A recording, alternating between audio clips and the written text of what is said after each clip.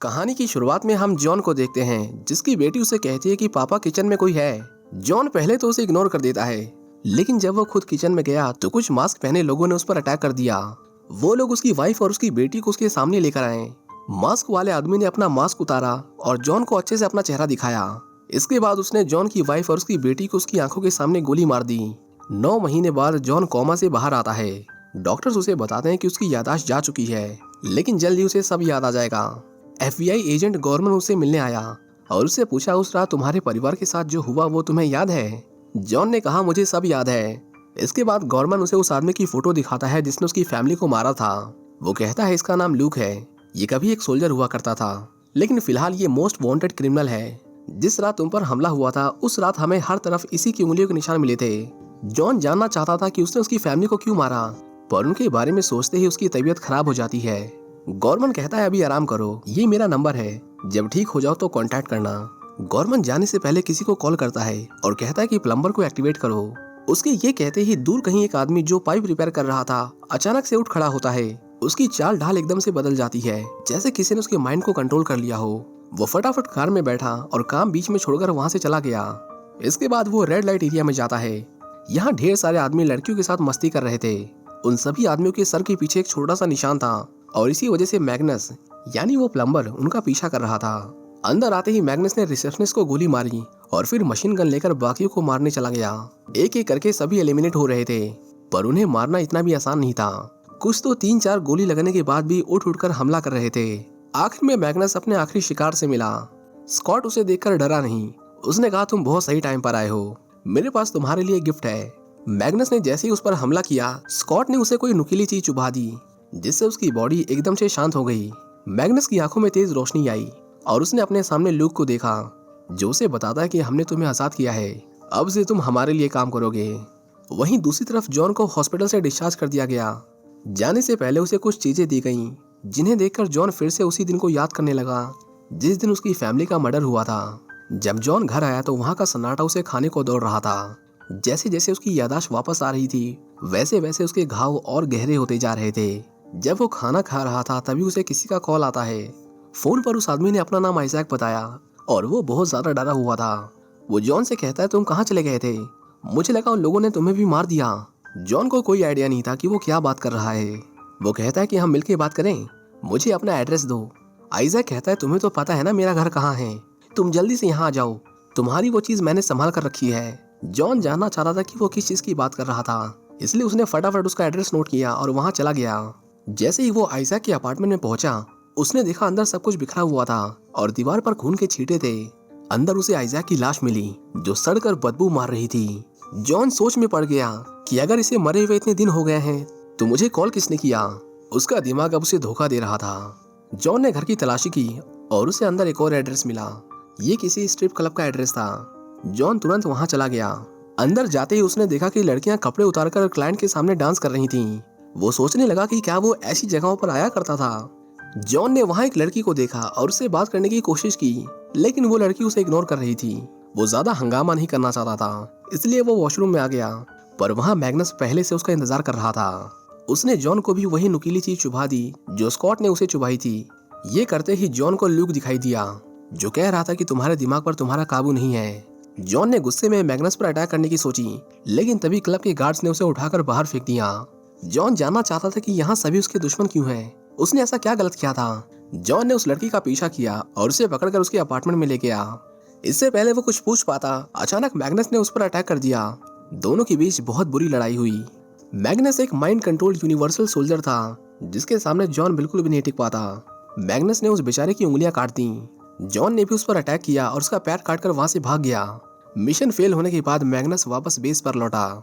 हम यहाँ उसके जैसे और भी लोगों को देखते हैं जिन्हें स्कॉट स्पीच दे रहा था। वो कहता है, मेरे भाइयों, हमें अपने अतीत को नहीं भूलना चाहिए। अभी तक हमारे दिमाग पर किसी और का काबू था, मगर अब हमें जिंदगी जीने का मकसद मिल गया है। हम में से हर एक अब तक दूसरों की गुलामी करता आया था, मगर बदले में हमें क्या मिला? सिर्फ दुख, तकलीफ और जिल्लत की जिंदगी। बहुत जल्द हमारी संख्या बढ़ जाएगी और हम पूरी दुनिया पर राज करेंगे। वहीं दूसरी ओर सारा जॉन से कहती है कि तुम मुझे क्लब में ऐसे देख रहे थे जैसे मुझे जानते नहीं। जॉन जो सब कुछ भूल गया था उसका नाम गेस करने की कोशिश करता है, पर उसे कुछ याद नहीं आ रहा था। वो पूछता है, मैं कौन हूँ, यहाँ क्या काम करता था। इसके बाद सारा ने जो उसे बताया वो उससे बिल्कुल अलग था जो वो अब तक समझता आया था। उसने बताया तुम एक ट्रक ड्राइवर हो और जंगल में बनी एक छोटी सी कैबिन में रहते हो। जॉन सोचता है अगर मेरा घर वहाँ है तो इतने टाइम से जहाँ मैं रह रहा हूँ वो जगह कौन सी है। उसने पूछा आखिरी बार हम कब मिले थे, जिस पर सारा ने बताया कि एक दिन तुम हमेशा की तरह क्लब में आए, वहाँ तुम मुझे ही देख रहे थे और जब मेरी छुट्टी हुई तो मैंने किसी के चीखने चिल्लाने की आवाजें सुनी। तुम उस आदमी को पीट रहे थे जिसने मुझसे बात करने की कोशिश की। गार्ड्स ने तुम्हें रोकने की कोशिश की पर तुम नहीं रुके और वो आखिरी बार था जब मैंने तुम्हें देखा। उसके बाद तुम कहीं गायब हो गए।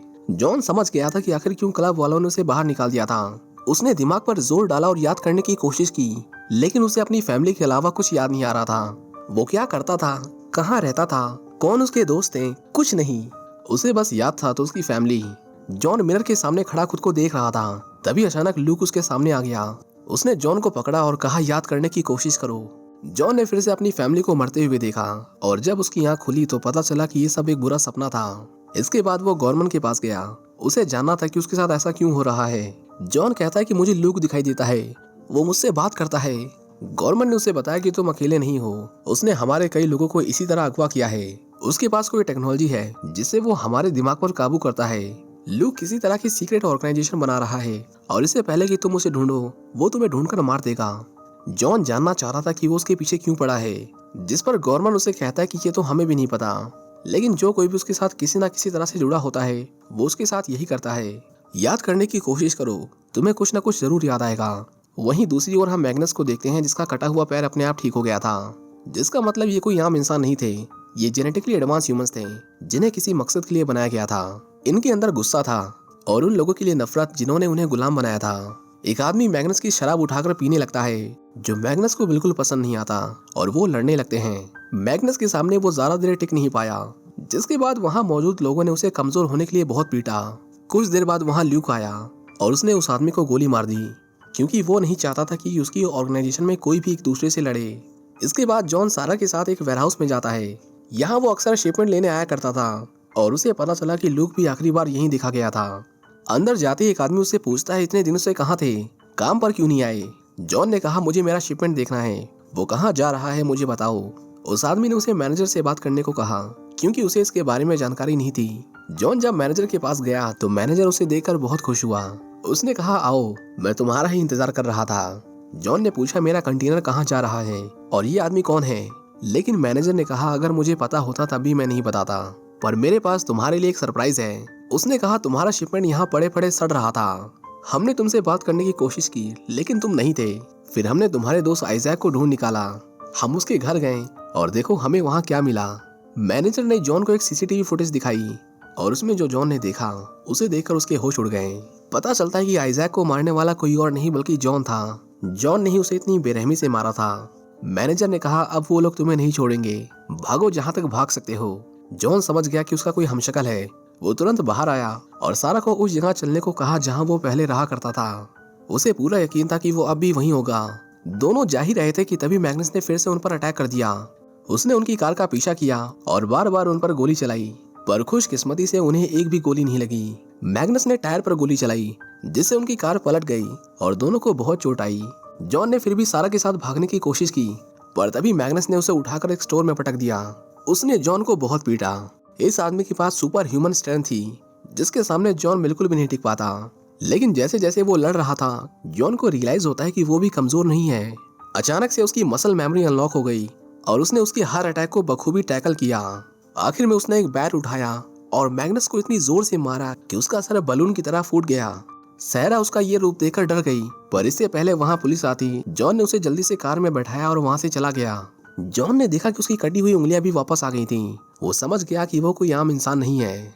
सारा उसे उस कैबिन तक ले गई जहां वो पहले रहा करता था, लेकिन जैसे ही वो अंदर गए एक और जॉन गन लिए उनका इंतजार कर रहा था। उसकी शक्ल हूबहू जॉन से मिलती थी। नए वाले जॉन ने कहा तुम तो मुझसे बेहतर हो, उस आइजैक ने तुम्हें मुझसे बेहतर बनाया। जॉन जानना चाह रहा था कि उसने आइजैक को क्यों मारा, जिसके बाद दूसरे वाला जॉन उसे बताता है कि मैं एक यूनिवर्सल सोल्जर हूँ, हमें बनाया गया है ल्यूक को मारने के लिए। उन्होंने तुम्हें बताया होगा कि ल्यूक एक बुरा आदमी है, मुझे भी बताया था, लेकिन जब मैं उसे मारने गया तो उसने मुझे सच बताया, वो सच जिससे मैं अनजान था। और जब मैं सारा से मिला तो मुझे पता चला कि मुझे गुलाम बनाया गया है। मेरी यादें मेरी नहीं थी, जॉन उसे कहता है कि लेकिन मैं तुम्हारे जैसा नहीं हूँ, मेरी एक फैमिली है। जिस पर पुराने वाले जॉन ने कहा यादें। समझ सकता हूँ कि यादें कितनी तकलीफ देती हैं। तुम लूक के पास जाओ, वो तुम्हारी मदद करेगा। सारा जॉन के पास गई और उसे गले लगा लिया। लेकिन तभी पता नहीं जॉन को क्या हुआ, उसने सारा को मारने की कोशिश की, जिसके बाद जॉन को उसे मारना पड़ा। उसने सारा को एक चाकू दिया और कहा इसे मेरी बॉडी से निकालो। पता चलता है कि उसके सिर के पीछे एक माइक्रोचिप थी, जिससे उसे कंट्रोल किया जा रहा था। जॉन ने कहा अब यहाँ तुम्हारा कोई नहीं, घर जाओ, तुम आजाद हो। इसके बाद जॉन उस नदी के पास गया जहाँ पुराने वाले जॉन ने उसे जाने को कहा था। उसे एक आदमी मिला जो बोट लिए उसका इंतजार कर रहा था। जॉन चुपचाप उसकी बोट में बैठ गया और एक जंगल में आया। बाहर से देखकर कोई नहीं बता सकता था कि अंदर ढेर सारे सोल्जर्स रहते थे। उन्होंने जॉन को एक सीक्रेट बंकर में जाने को कहा और उसके अंदर जाते ही उन्होंने ढक्कन बंद कर दिया। अंदर जॉन एक डॉक्टर से मिला, जिसने उसकी जांच की और कहा तुम तो अभी बच्चे हो, तुम 3 हफ्ते पहले ही बने थे, लेकिन बहुत जल्दी बड़े हो गए। डॉक्टर ने उसे बताया कि मुझे पता है कि तुम यहाँ क्यों आए हो, तुम्हारी यादें ही तुम्हारी तकलीफ का कारण है, क्या तुम उन्हें भुला सकते हो? ये सुनकर जॉन रोने लगा। डॉक्टर ने कहा तुम्हारी सारी यादें बनावटी हैं, तुम्हें सरकारी लैब में बनाया गया है जहाँ मैं पहले काम करता था। उसके दिमाग में एक चिप डाली गई है जिसमें तुम्हारी यादें हैं। मैंने ही उसे डिजाइन किया था और मैं ही उसे निकाल सकता हूँ। जॉन चाहता था कि डॉक्टर उन यादों को निकाल दे, बिल्कुल वैसे ही जैसे उसने पिछले वाले जॉन के साथ किया था।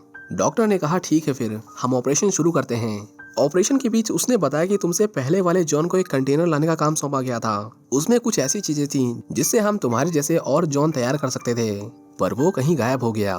डॉक्टर को बस वो चिप निकालनी थी जिसमें उसकी फैमिली की यादें थीं, लेकिन ये वाला जॉन पिछले वालों की तरह नहीं था। इस बार चिप बहुत अंदर डाली गई थी, जिसे निकालने में डॉक्टर को बहुत दिक्कत होती है, लेकिन उससे भी खतरनाक थी उसकी यादें। जॉन जानता था कि ये सब झूठी हैं, लेकिन सब कुछ जानते हुए भी उसके अंदर का एक हिस्सा चीख चीख कर कह रहा था कि ये सब असली है। जॉन बीच ऑपरेशन में बहुत ज्यादा वायलेंट हो गया। उसे बस यही समझ आ रहा था कि उसे किसी भी तरह अपने परिवार के कातिल को मारना है। सोल्जर्स ने उसे रोकने की कोशिश की, लेकिन जॉन ने उसे रोकने की कोशिश करने वाले हर एक आदमी को बड़ी बेरहमी से मार डाला। आखिर में जॉन स्कॉट से मिला, जिसने उसे देखते ही उस पर अटैक कर दिया। स्कॉट बिल्कुल बेफिक्र था, जैसे उसके अंदर मौत का डर ही ना हो। दोनों के बीच बहुत ब्रूटल फाइट हुई। कहीं किसी ने किसी के चाकू भोंक दिया तो कहीं तलवार आर पार कर दी। आखिर में जॉन ने उसे मार दिया और आगे बढ़ गया। वहाँ उसने देखा लूक अकेला खड़ा उसी का इंतजार कर रहा था। उसने कहा तुम अभी उनके झूठ पर यकीन करते हो? अगर तुम्हें लगता है कि मैंने तुम्हारी फैमिली को मारा तो यही सही। जॉन ये मानने को तैयार ही नहीं था कि ल्यूक को इस पूरी कहानी का विलन बनाया जा रहा था, जबकि उसकी इस हालत की असली जिम्मेदार वो गवर्नमेंट लैब थी जिसमें उसे बनाया गया था। उन दोनों में बहुत भयानक लड़ाई हुई। जॉन को जो मिला उसने उससे ल्यूक को मारना शुरू कर दिया, लेकिन ल्यूक इस गेम का बहुत पुराना खिलाड़ी था। आउटडेटेड होने के बाद भी उसने जॉन जैसे एडवांस सोल्जर का बड़ी बहादुरी से सामना किया। जल्द ही दोनों खून से सन गए, लेकिन जॉन रुकने को तैयार नहीं था। ल्यूक ने देखा कि ये जॉन पिछले वालों की तरह नहीं था। इस बार उसका मकसद सिर्फ उसे रोकना नहीं, बल्कि उसे बदले के लिए प्रोग्राम किया गया था। उसने हथियार छोड़ दिए और कहा मुझे मार दो। इस लड़ाई का कोई अंत नहीं था जब तक सरकार उसे मार नहीं देती। उसने अपनी किस्मत को स्वीकार कर लिया था कि इस लड़ाई का कोई अंत नहीं। इससे पहले उसने न जाने कितने जॉन को मारा था, पर इस जॉन में उसे कुछ अलग दिखा। ये किसी के इशारे पर काम नहीं कर रहा था। उसने जो किया अपनी मर्जी से किया। जॉन उसे देखकर थोड़ी देर सोचता है। वो चाहता तो खुद को रोक सकता था, पर उसने उसे मारने का फैसला किया। लूक के लोग उसे मारने पहुंचे, लेकिन जब उन्होंने देखा कि जॉन ने लूक को मार दिया तो फिर किसी ने उसे मारने की कोशिश नहीं की, क्योंकि सब खत्म हो चुका था। इसके बाद जॉन गॉर्मन से मिलने गया। जब उसे पता चला कि उसने लूक को मार दिया तो वो बहुत खुश हुआ। गॉर्मन ने उसे सच बताया कि वो एक यूनिवर्सल सोल्जर है, जिसे डिजाइन किया गया था लूक को मारने के लिए। तुमसे पहले हमने तुम्हारे जैसे कईयों को भेजा था, लेकिन सब या तो मिशन में फेल हो गए या फिर गायब हो गए। उन सब के अंदर हमने देशभक्ति डालने की कोशिश की। उन्हें बताया कि ल्यूक एक गद्दार है जो शायद ल्यूक को मारने के लिए काफी नहीं था, लेकिन तुम्हारे अंदर हमने परिवार की यादें डाली, जिसने तुम्हें जज्बाती बना दिया, और सिर्फ तुम ही हो जिसने उसे मारा। पर वो इस बात से अनजान था कि जॉन अब उसके इशारों पर नहीं चल रहा था। उसने जो किया अपनी मर्जी से किया।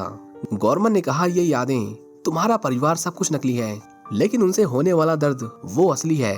मैं तुम्हें आजादी दिलवा सकता हूँ, मेरे साथ लैब में चलो, हम उन यादों को मिटा देंगे।